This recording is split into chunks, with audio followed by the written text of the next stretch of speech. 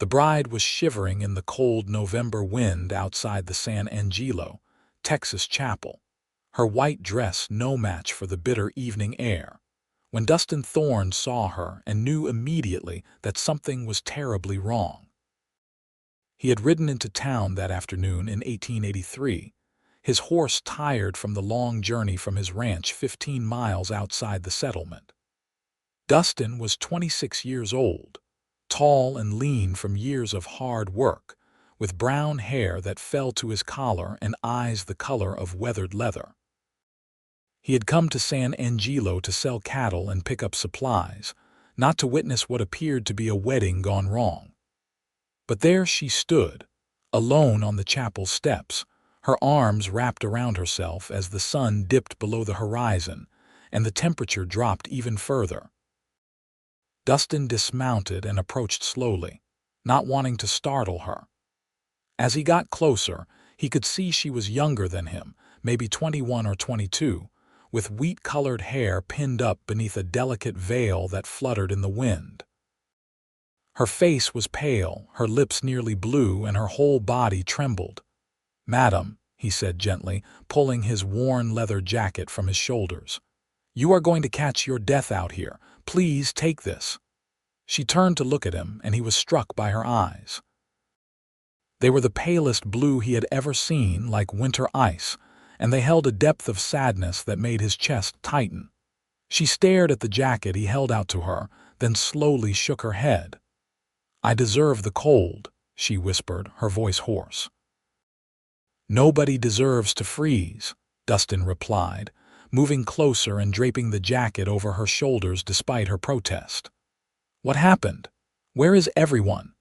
She pulled the jacket tighter around herself, and he saw her eyes close briefly as if the warmth was both a relief and a torture. When she opened them again, tears had gathered there.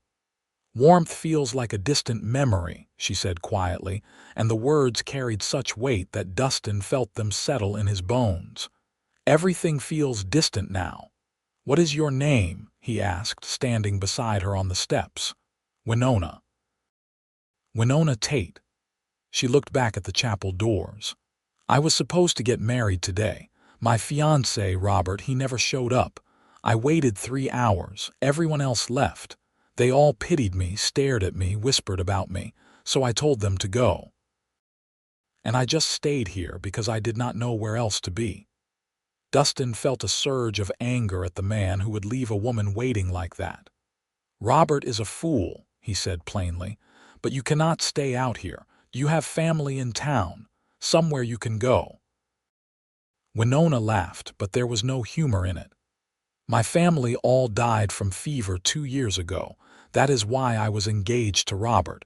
He owned the general store and I worked there. He said he would take care of me. I believed him." She looked down at her hands.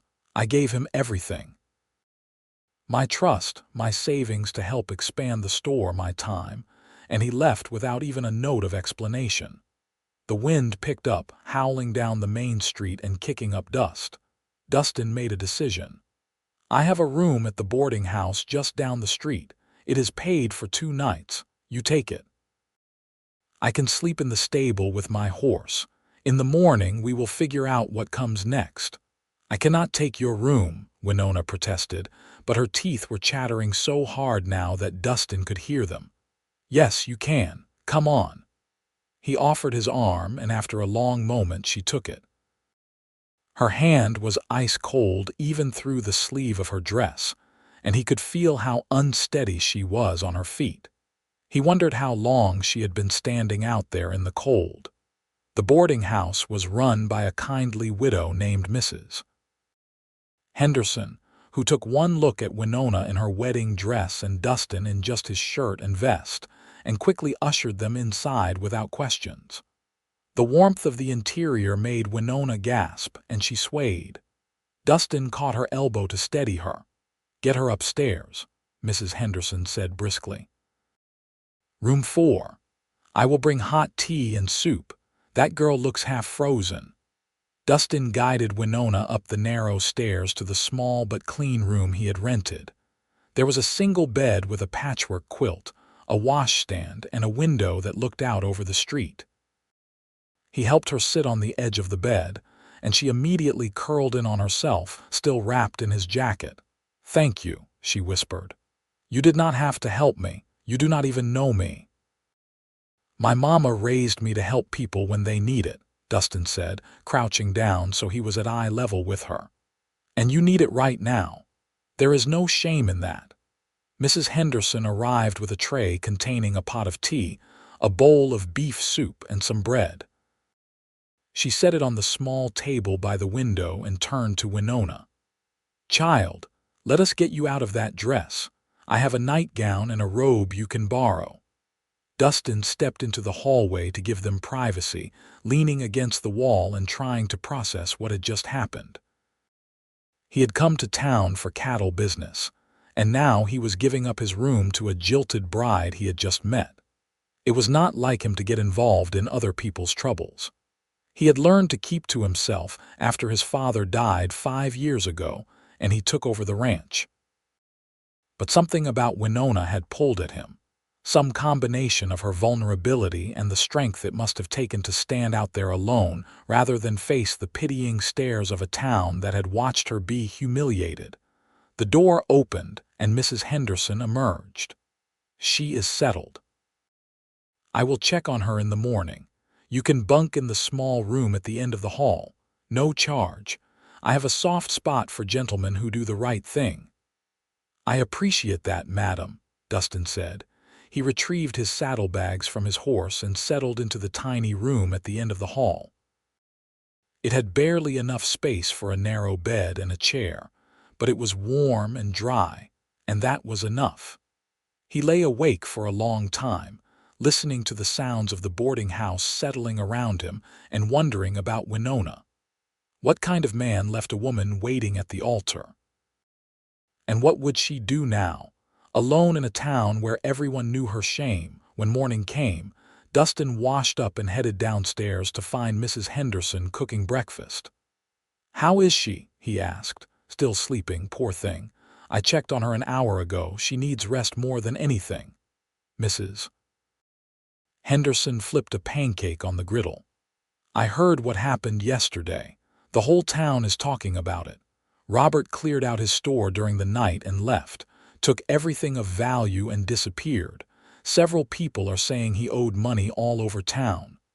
Dustin felt his jaw tighten. "So he used her money to pay his debts and then ran. Seems that way. There is a constable looking into it, but I doubt they will find him. Men like that know how to vanish." She plated the pancakes and handed them to Dustin along with a cup of coffee. "What are you planning to do?" "I am not sure," Dustin admitted. "I cannot just leave her here with nothing. You have a good heart, but be careful. Getting involved in something like this can complicate your life." Dustin ate his breakfast slowly, thinking. He had responsibilities back at his ranch. His foreman, Jack, could handle things for a few days, but not indefinitely. He needed to get back. But the thought of leaving Winona alone made him uncomfortable in a way he could not quite explain. Around mid-morning, Winona appeared at the top of the stairs. She was wearing a simple brown dress that Mrs. Henderson must have loaned her, and her hair was braided down her back. Without the wedding dress and veil, she looked younger, more vulnerable. Her eyes found Dustin immediately. "Good morning," he said, standing. "There is coffee and breakfast if you are hungry." She descended the stairs slowly, as if each step took effort. "I need to go to the general store. I need to see if Robert left anything, any explanation." "I heard he cleared out during the night," Dustin said gently. "I am sorry." Winona stopped on the last step, swaying slightly. Mrs. Henderson hurried over with a chair and Winona sank into it. "Everything I owned was in the room above the store. My clothes, my mother's jewelry, the photograph of my family.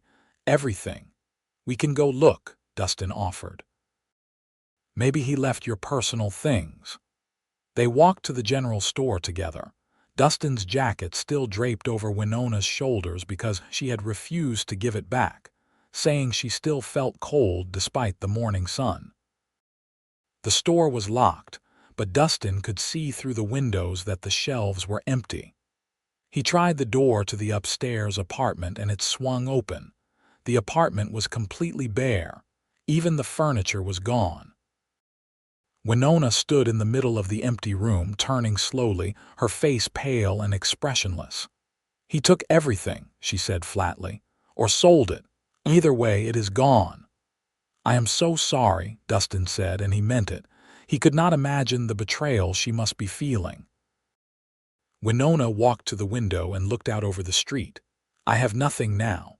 No money, no possessions, no home, no family. I'm not even sure who I am anymore. I was someone's daughter, then I was someone's employee, then I was going to be someone's wife. But I was never just myself. And now I do not know how to be that person." Dustin joined her at the window. "You will figure it out. It will take time, but you will. How can you be so sure? You do not know me."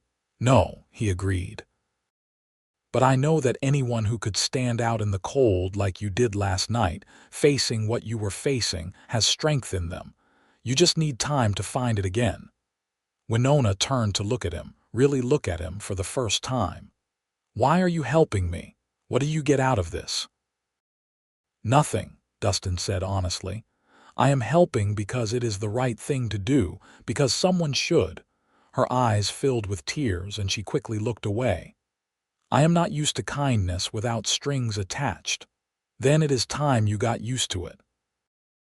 They left the empty apartment and walked back toward the boarding house. On the way, they passed the constable's office, and Dustin suggested they go in to file a report about Robert's theft. The constable, a heavy-set man with gray whiskers, listened to their story and shook his head. "Robert Jameson has been running scams for years, it turns out. We have been getting reports all morning from people he owed money to. He borrowed from everyone, always with some story about expanding the business. Then he would use the new money to pay back old debts, keeping himself afloat. Miss Tate, I am afraid your money is long gone, mixed in with everyone else's, and Jameson himself could be in Mexico by now for all we know." Winona nodded, her face carefully blank. "Thank you for the information, Constable." Outside, she stopped on the wooden sidewalk and took a deep breath. "I need to find work. I need to start over." "What kind of work did you do before the store?" "I was a teacher back in Virginia before my family moved out here. Then after they died, I needed money quickly, and the teaching position was already filled, so I took the job at the store." She looked around the street. "Maybe someone needs a teacher or a governess, or I could clean houses. Anything." Dustin thought about his ranch. He managed alone except for Jack, who lived in a small cabin on the property and helped with the cattle and horses. The main house was a mess because neither of them had time or inclination for housekeeping. And there were account books that needed attention, correspondence that had piled up, supplies to manage. But offering her a job at his ranch felt like a big step, maybe too big for someone he had just met. Before he could talk himself out of it, he said, "I have a ranch outside town. I could use help with the house and the paperwork. It does not pay much, but there is a spare room and you would have food and a safe place to stay." Winona stared at him. "You are offering me a job, just like that?" "Just like that. I need the help and you need work. It seems to solve both our problems. But you do not know me. I could be a terrible housekeeper. I could steal from you." "You won't," Dustin said with certainty he did not entirely understand. "And even if you are a terrible housekeeper, it will still be better than what I have now, which is nothing." A small smile tugged at the corner of Winona's mouth, the first he had seen from her. "When would I start?" "I was planning to head back this afternoon after I finish my business at the cattle auction. You could come with me if you want." "I want," Winona said quickly. "I want to leave this town and never come back. Every person here watched me be humiliated. I cannot bear their pity or their gossip." "Then it is settled. I will finish my business, you can rest at the boarding house, and we will leave before supper." They returned to the boarding house, where Mrs. Henderson was waiting with a bundle of clothes. "I heard you are leaving town with Mr. Thorne," she said to Winona. "These are some dresses and things I do not need anymore. They should fit you well enough." "I cannot take these," Winona protested. "You have already done so much." "Yes, you can. Consider it a fresh start. Every woman deserves one of those." Mrs. Henderson pressed the bundle into her arms. "You take care of yourself, child, and Mr. Thorne, you take care of her." "I will, madam," Dustin promised. The cattle auction went quickly, and Dustin got a fair price for his stock. He used some of the money to buy supplies at a different store, including fabric and thread, coffee and flour, sugar and salt, ammunition and lamp oil. By the time he returned to the boarding house, Winona was waiting on the porch with her small bundle of belongings, wearing a serviceable gray dress and a bonnet. His jacket was folded neatly over her arm. "You can keep that," he said, nodding at the jacket. "It will be cold riding out to the ranch." "Thank you." She slipped it on, and he noticed it was too big on her frame, the sleeves hanging past her hands. But she pulled it close around herself like armor. They rode out of San Angelo on Dustin's horse, Winona sitting in front of him, his arms bracketing her as he held the reins. It was an intimate position, and he could feel her tension in the rigid way she held herself. As the town disappeared behind them and the open land spread out ahead, he felt her gradually relax. "I have never been on a ranch before," she said after a while. "What is it like? Quiet? A lot of work?" "The house is not fancy, just 4 rooms and a porch. But it is solid and warm in winter. There are about 200 head of cattle, some horses, chickens. Jack, my foreman, lives in a cabin about a quarter-mile from the main house. He is a good man, keeps to himself mostly." "It sounds peaceful." "It is. After my father died, I thought about selling it and moving to a city, but I could not bring myself to do it. This land has been in my family for 20 years. My father built everything from nothing. It felt wrong to walk away from that." "I understand. Family legacy is important." They rode in comfortable silence for a while, and Dustin found himself noticing small things about her. The way her hair caught the afternoon light and turned gold. The faint scent of lavender that clung to her despite everything she had been through. The way she fit naturally in front of him on the horse, as if she belonged there. The ranch came into view as the sun started its descent toward the horizon. It was a modest spread with a wooden house that had been painted white once but had faded to gray. There was a barn, a corral with several horses, and in the distance, cattle grazing on the brown grass. Smoke rose from the chimney of Jack's cabin. "Home," Dustin said simply. He helped Winona down from the horse and led her inside. The interior was, as he had described, simple but solid. There was a main room with a fireplace and a few pieces of furniture, a kitchen area, and 2 bedrooms branching off from the main space. Everything was covered in a layer of dust, and dishes were piled in the kitchen basin. "I told you it needed help," Dustin said with an embarrassed laugh. "It has good bones," Winona said, looking around with a critical eye. "It just needs some care. Which room is mine?" He showed her to the smaller bedroom, which contained a bed with a bare mattress, a dresser, and a window that looked out toward the mountains in the distance. "I will get you some sheets and blankets, and if you need anything else, just say so. We can go into town next week and get whatever supplies you need to make this place livable." "This is more than enough," Winona said quietly. "More than I expected to have today." That night, Dustin cooked a simple supper of bacon and beans while Winona unpacked her few belongings in her room. When he called her for food, she emerged looking tired but more settled. They ate in companionable silence, and afterward, Winona insisted on washing the dishes. That is your job now, Dustin protested. I know. I am starting it today. She rolled up her sleeves and got to work, and Dustin found himself watching her move around his kitchen as if she had always been there. Later, lying in his own bed, Dustin stared at the ceiling and wondered what he had gotten himself into. He had brought a stranger to his home, a woman who was vulnerable and hurting and had nowhere else to go.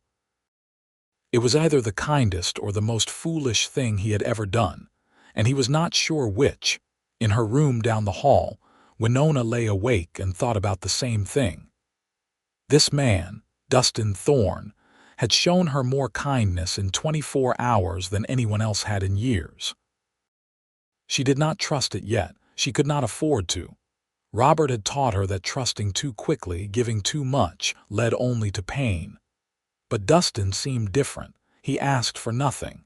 He offered everything, and that scared her more than she wanted to admit. Morning came early on the ranch. Dustin was up before dawn, as was his habit, and he was surprised to find Winona already in the kitchen, a fire going in the stove and coffee brewing. She had found the eggs from the chickens and was scrambling them in a pan.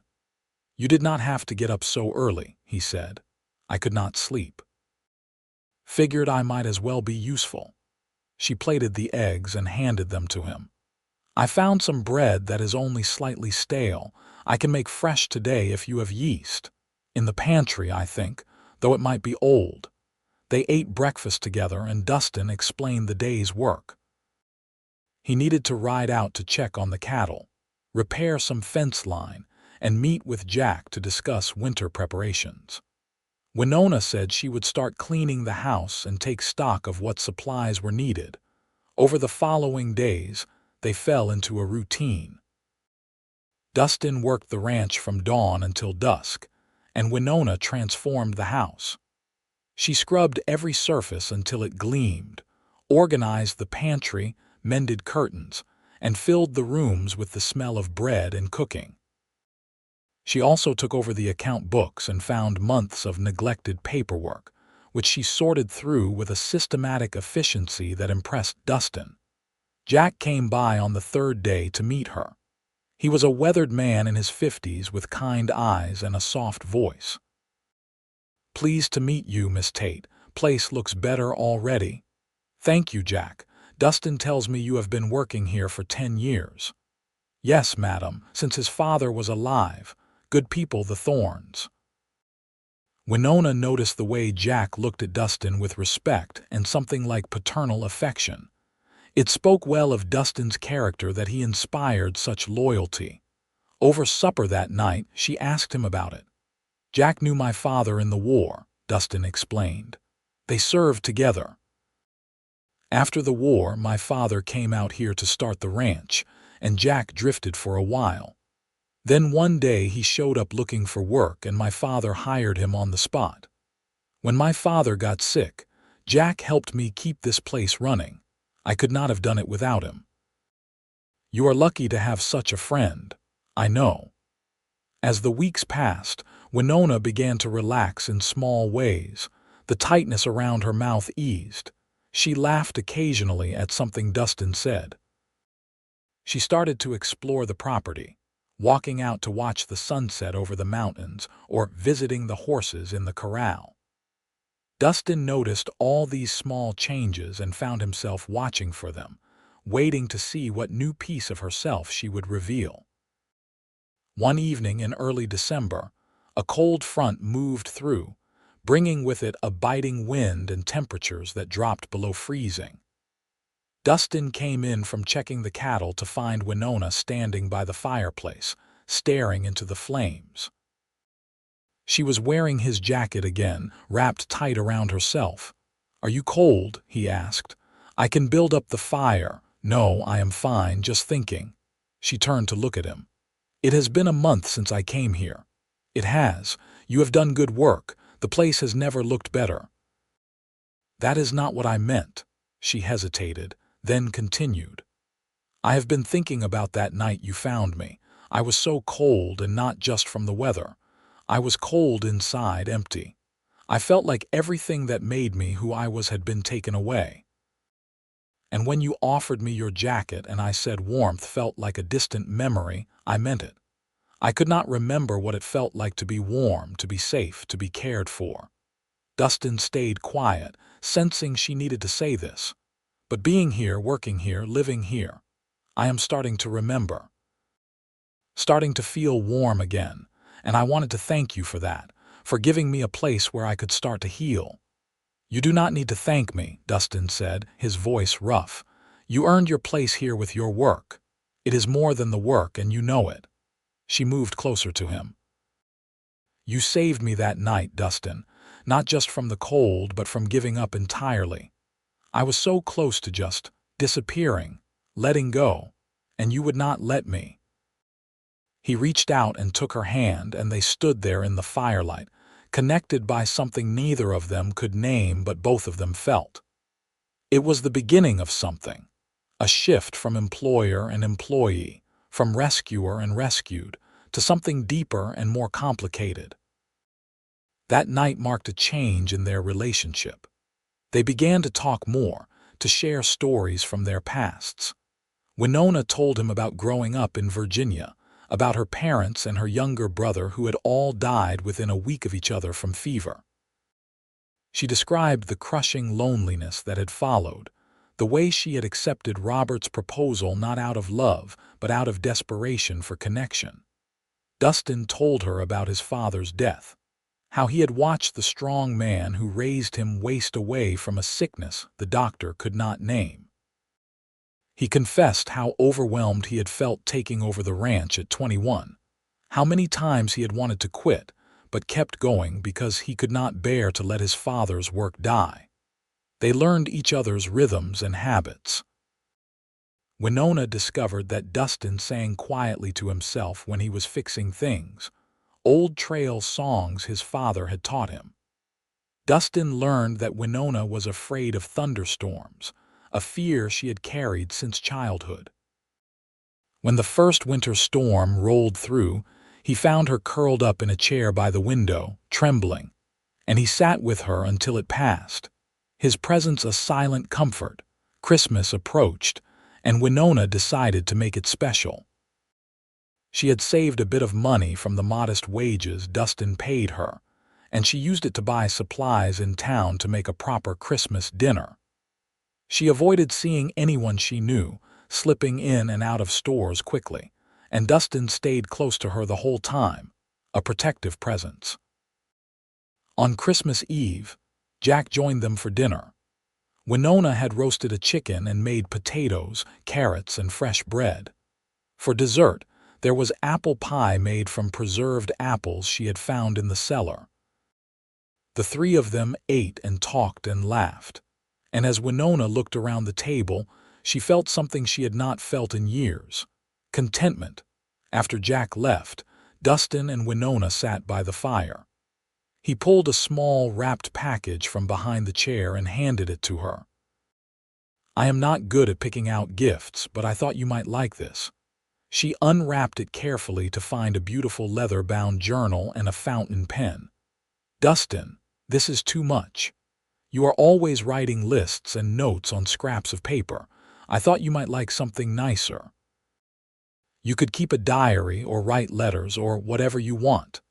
Winona ran her hand over the smooth leather, touched by the thoughtfulness of it. Thank you. I have something for you too. She retrieved a package from her room and gave it to him. Inside was a vest she had sewn from fabric she had bought with her first wages. It was made from sturdy brown wool with leather buttons and careful stitching. I noticed your old one was worn through in places. Dustin held it up, clearly moved. This is beautiful. You made this. I did. My mother taught me to sew. I had forgotten how much I enjoyed it.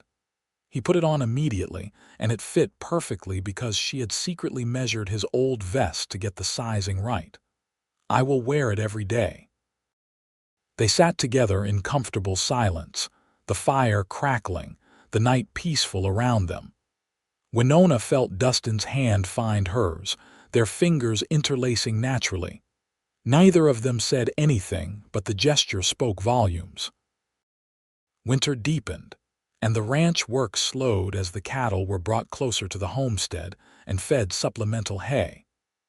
Dustin spent more time at the house, fixing things that had needed repair for years, and Winona often worked alongside him, handing him tools or holding boards in place. They worked well together, anticipating each other's needs, moving in sync. One particularly cold afternoon in January, Dustin was fixing a leak in the roof of the porch while Winona held the ladder steady. The temperature was dropping rapidly, and his hands were clumsy with cold. As he climbed down, his foot slipped on the icy rung and he fell, landing hard on his back. "Dustin!"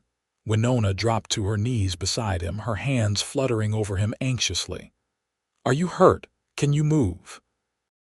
He lay there for a moment, the wind knocked out of him, staring up at her frightened face. "I am okay," he managed. "Just stupid." "You are not stupid. You are cold. Come inside."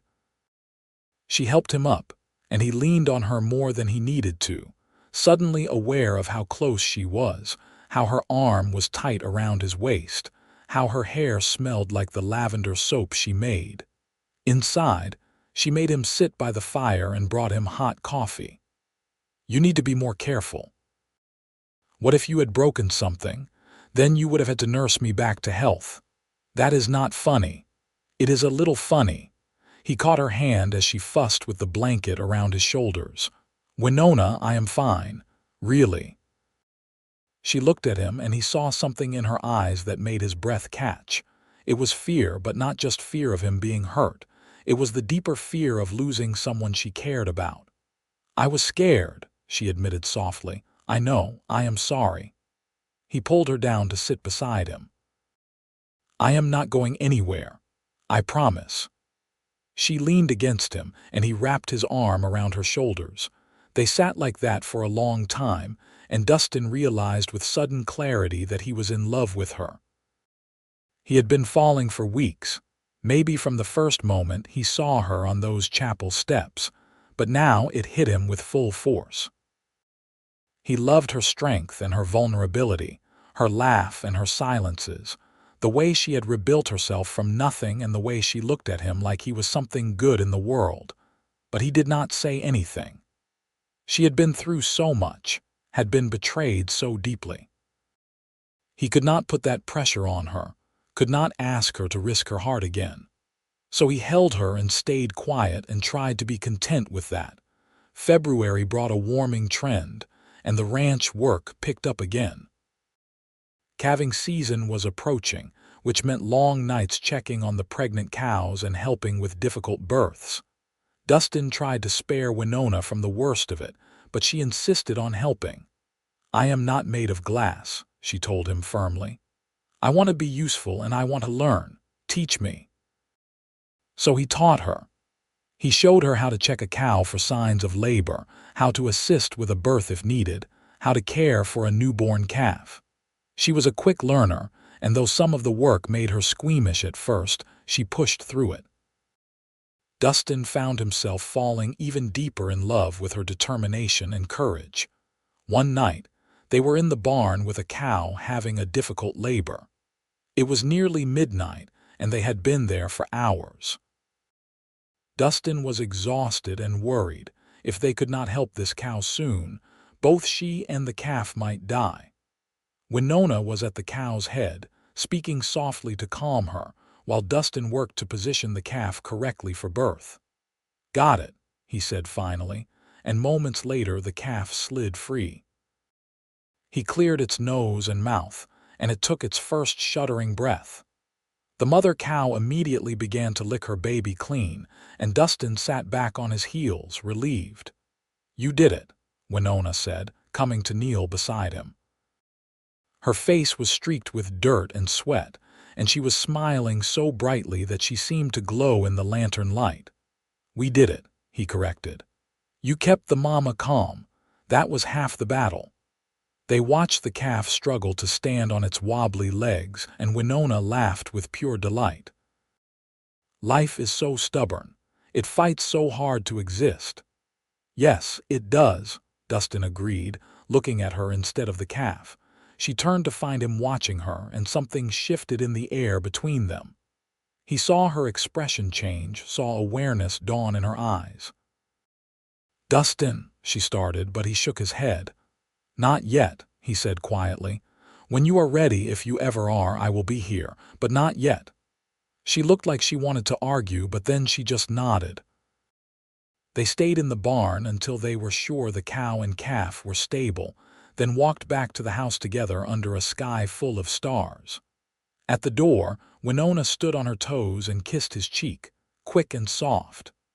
"Good night," she whispered, and disappeared into her room before he could respond. Dustin touched his cheek where her lips had been and knew he was lost. March came, and with it the beginning of spring. The wildflowers started to bloom across the prairie, splashes of color against the brown grass. Winona took to walking in the afternoons, gathering flowers and bringing them back to put in jars around the house. She seemed lighter, happier, more herself than she had been since Dustin met her. One afternoon, she returned from her walk to find Dustin on the porch, talking to a stranger. The man was well dressed in a suit and hat, and he had an official look about him. Winona felt a sudden dread in the pit of her stomach.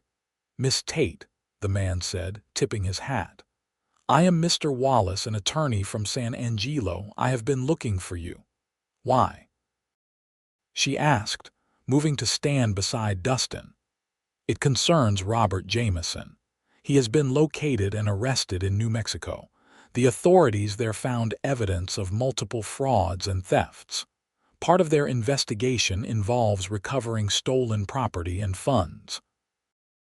I have been going through his records, and it appears he did indeed take money from you." "Nearly $200, Winona said. "My entire savings. I am afraid most of the money is gone. However, there was a property deed in his possession.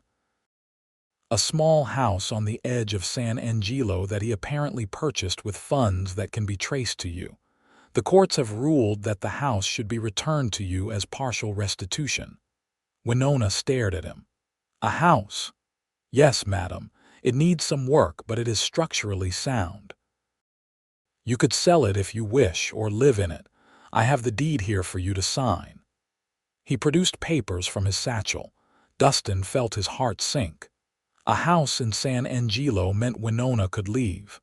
She could return to town and start over properly, independently. She would not need him anymore. But he forced himself to smile and say, "That is wonderful news. You deserve to get something back after what he did." Winona took the papers and signed them mechanically. After Mr. Wallace left, she stood on the porch holding the deed, staring at it like she could not quite believe it was real.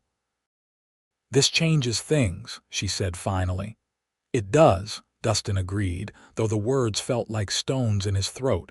"You have options now. You could go back to town, open a boarding house or a school, start fresh." "I could," she said slowly. She turned to look at him. "Is that what you want?" "For me to leave? What I want does not matter. This is about what you want, what is best for you." "Do not do that," Winona said, a flash of anger in her eyes. "Do not be noble and selfless. Tell me the truth. Do you want me to leave?" "No," Dustin said, the word bursting out of him. "I do not want you to leave. I have not wanted you to leave since the day I brought you here, but I will not trap you here either. You need to be free to choose your own life." "What if I choose to stay?" He looked at her, afraid to hope. "Why would you choose to stay?" "Because I love you," she said simply. "I have been falling in love with you since Christmas, maybe longer, and I think you love me too, though you have been too much of a gentleman to say so." "I do," he said hoarsely. "God help me, Winona, I have loved you almost from the beginning. But you have been hurt so badly, and I did not want to rush you or push you into something you were not ready for." She moved closer, until she was standing right in front of him. "I am ready now. I am not the broken woman you found on those chapel steps." You helped me find myself again, find my strength and my joy, and I want to build a life with you if you will have me." Dustin pulled her into his arms, holding her tightly against him. "I will have you. Today, tomorrow, always. I will have you." She tipped her face up and he kissed her. It was soft and sweet and full of promise, a beginning rather than an ending. When they finally pulled apart, both of them were smiling. "I need to ask you properly," Dustin said. He took her hands in his. "Winona Tate, will you marry me? Will you be my wife and partner in this life and in this work? Will you help me build something good here?" "Yes," she said through happy tears. Yes to all of it. They were married in April, in a simple ceremony on the ranch with just Jack and Mrs. Henderson as witnesses. Winona wore a dress she had sewn herself from blue calico, the color of a summer sky. Dustin wore the vest she had made him at Christmas. They exchanged vows under the spreading oak tree near the house, promising to love and honor each other for as long as they lived. That night, lying in bed together as husband and wife, Winona traced patterns on Dustin's chest and said, "I am warm now, finally truly warm, inside and out." "Good," he murmured, pressing a kiss to her forehead. "That is exactly as it should be. Do you remember that first night when I said warmth felt like a distant memory? I remember. I cannot imagine feeling that way now. You are warmth to me. You are home." He held her closer, his heart full. "And you are everything to me, everything I did not know I needed." They fell asleep wrapped around each other, and it was the beginning of their true life together. The house in San Angelo was sold, and they used the money to improve the ranch. They bought more cattle, built a new barn, and hired a couple of ranch hands to help with the increased work.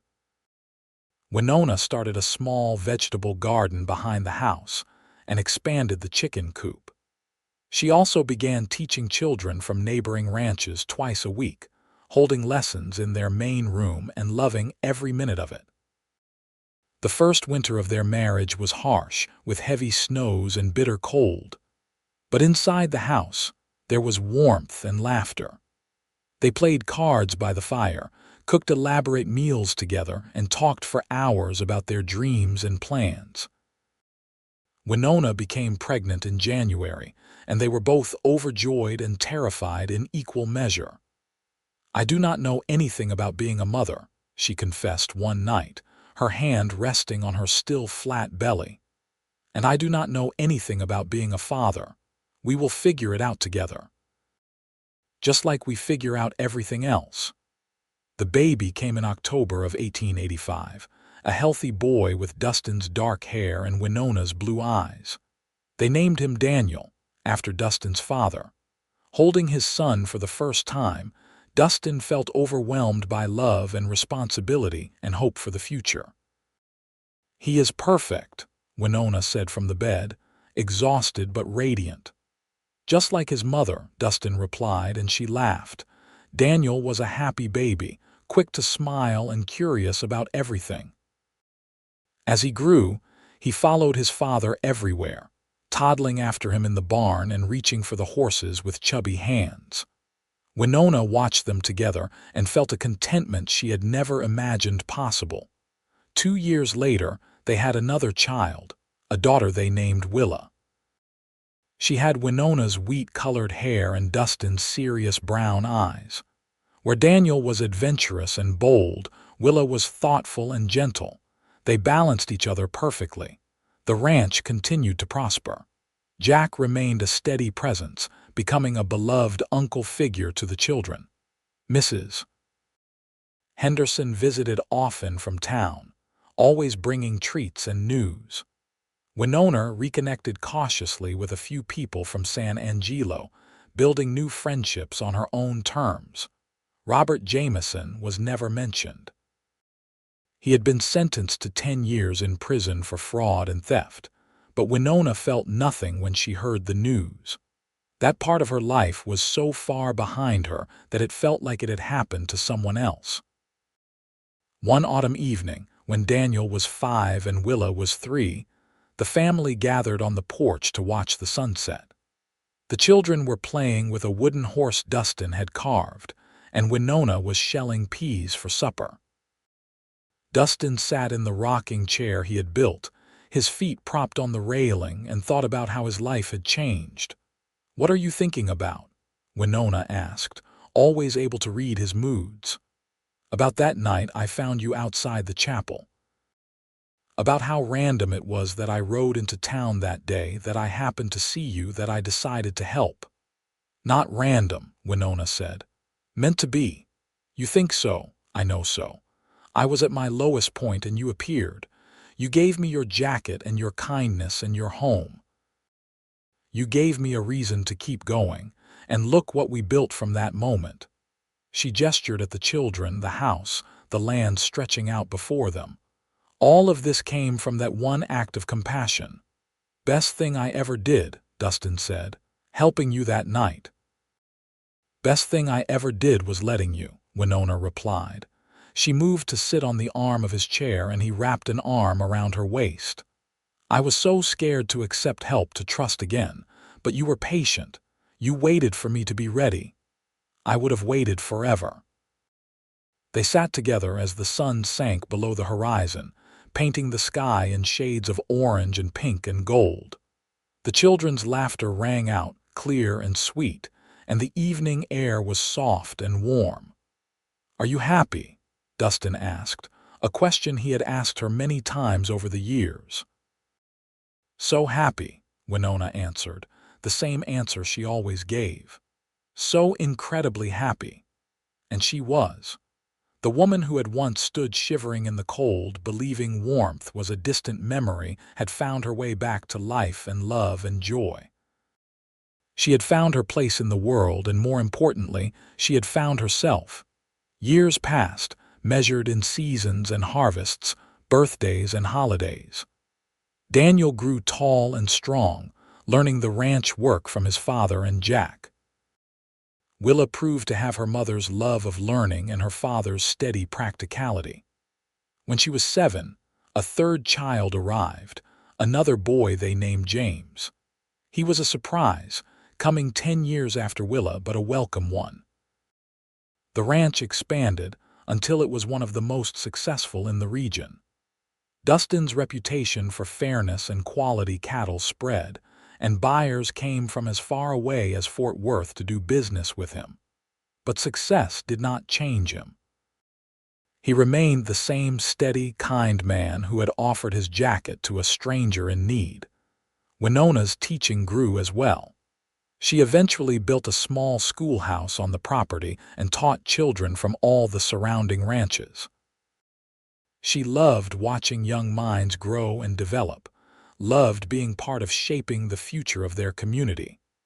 Some of her students went on to college, others stayed to work the land, but all of them remembered her fondness and guidance.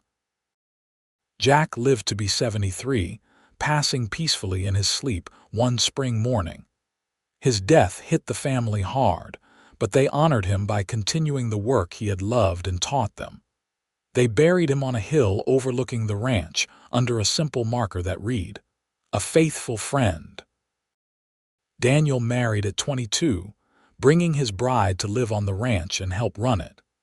She was a rancher's daughter from a spread to the north, practical and kind, and she fit into the family perfectly. Willa went to Teachers College in Austin and returned to take over her mother's school, teaching with the same patience and joy that Winona had shown. James, the unexpected youngest, proved to have a gift with horses and spent his days training and breeding them. Dustin and Winona grew old together, their hair turning gray, their movements slowing but their love never fading. They still sat on the porch in the evenings, watching sunsets and talking about everything and nothing. They still held hands. They still made each other laugh. On their 30th wedding anniversary, Winona surprised Dustin by pulling out the leather journal he had given her that first Christmas. "I have been writing in this all these years," she said, "recording our life together. I want to read you something." She opened to the first page and read aloud. Today I realized I am no longer cold. The warmth I thought was lost forever has returned, brought back by the kindness of a stranger who became my friend, my love, my husband. I do not know what the future holds, but I know that as long as I have Dustin by my side, I will never be cold again. She turned the pages, reading entries from different years. The joy of Daniel's birth. The pride of watching Willer read her first book. The satisfaction of a good harvest. The simple pleasure of a quiet morning together. The grief of Jack's death and the comfort of shared sorrow. The excitement of becoming grandparents. The peace of a life well lived. When she finished, Dustin had tears in his eyes. That is beautiful. That is our whole life right there. It is not finished yet, Winona said with a smile. We still have more to write. And they did. They had another 10 years together. 10 more years of sunrises and sunsets, of grandchildren and great-grandchildren, of the ranch they had built and the family they had created. They had years of laughter and tears, work and rest, challenges and triumphs. When Dustin finally passed away at 71, peacefully in his sleep with Winona holding his hand, the whole county came to his funeral.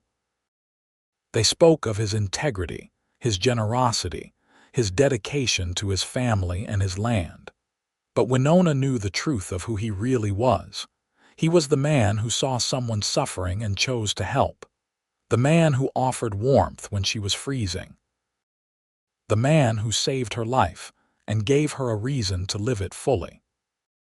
She lived another 5 years after Dustin's death, surrounded by children and grandchildren and great-grandchildren, all of them carrying forward the legacy of love and kindness that had started on a cold November night in San Angelo.